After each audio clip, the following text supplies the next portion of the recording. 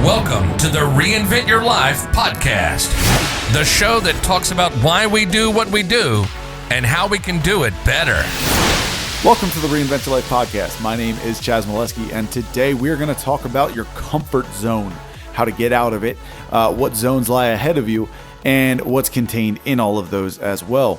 And if we're being honest, and you have to be honest with yourself if you're really going to look for any growth or change, we all fall into comfort zones. I mean, frequently. I know myself included, I am not immune to comfort zones.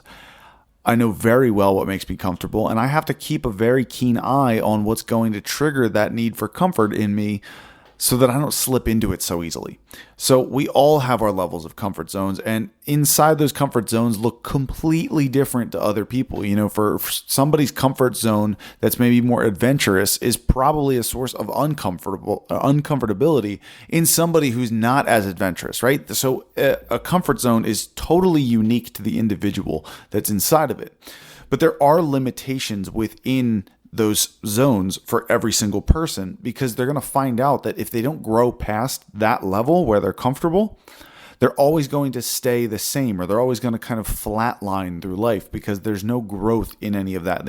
It's very easy to become bored and things start to lose their luster because you've been involved in it for so long. It's just what you know. It's where you're comfortable. And so there's really no risk, but additionally, there's no reward for you either. You're just kind of static. You're right there in the middle. So everyone has a level of comfort that is unique to them.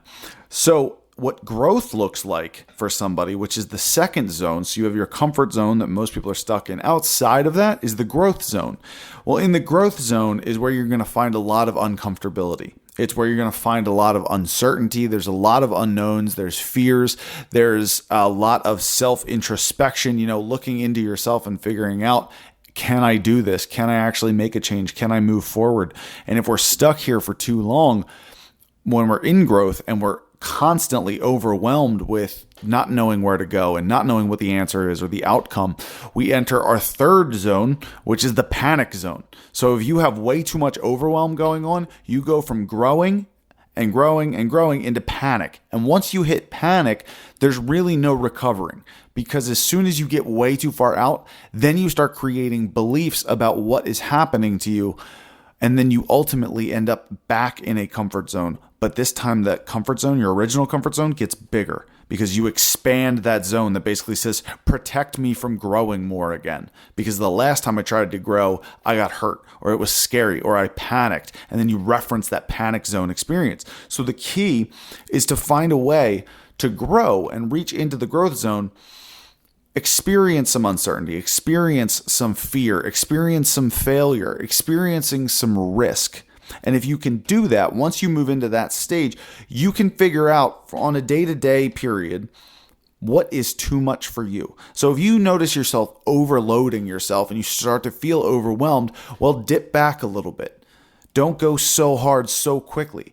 Build up to that point, but don't just immediately go from thinking about growth into panicking and then diving right back into your comfort zone so you can breathe again. The only thing that happens here is we grow our comfort zones into an even bigger circle, so it's harder for us to get out of it. We find more ways of making ourselves comfortable or avoiding any conflict or any fears or insecurities. So if you're moving into the growth zone, the second zone, it's going to test you. And this is why so many people stay comfortable for so long. You're going to be tested by this next zone because you have to be. It's the only way that you can grow. You grow through experience, and you especially grow through failure. So you're much more open to risk and you're open to failure in the growth zone, because everything that you're doing every day is going to put you out into a risky situation or something that's just naturally uncomfortable for you. So if you're looking for an example of this, this is kind of like, say somebody wants to change careers and they're in a very stable, happy, wonderful career. Okay, it's great, but they're bored. They're just totally unfulfilled. They wake up, they go to work, they do the same thing day in, day out, day in and day out. And ultimately, they just start to lose the passion for that and they don't want to do it anymore. But they've been doing it for 15, 20 years. They don't know how they're getting out of it. They don't know what that even looks like. And for them, that's a big source of being uncomfortable. So most people They get so overwhelmed by that thought of changing careers and everything else that it's going to change that instead of doing some things in the growth zone, instead of moving forward to that, things like even searching for a new job in the first place, updating their resume, starting to build different skills, work on a 2 to 5 year plan of exiting if they want to do it slowly. There are opportunities that lie within that zone, in the growth zone, that you can start building up on instead of just running into panic and then diving right back into your comfort zone of not doing anything and just staying comfortably uncomfortable. So there is a difference, and it's very important to notice the difference between, are you really growing, or are you diving in very sporadically into trying to grow, getting scared, panicking, and jumping back to what you know. And that's why you've been stuck at the same place for so long. It's almost like a cycle that you're going through. So you have to be very aware of this to figure out where you are. And the good news is, if you are in any of these zones, if you are in your comfort zone, you can move into the growth zone starting right now. If you're in the panic zone, you don't have to jump all the way back into your comfort zone, okay? You just have to move slowly backwards into the growth zone. And we'll talk about how to do that. So you have to understand that you have to aim low first. All right. If you're really trying to make some progress, if you're trying to change, you have to aim low. And that doesn't mean that you're not capable of great things. What it means is, don't go for everything. Don't go for your ultimate end result. Don't go for that image that you've had of yourself as totally successful.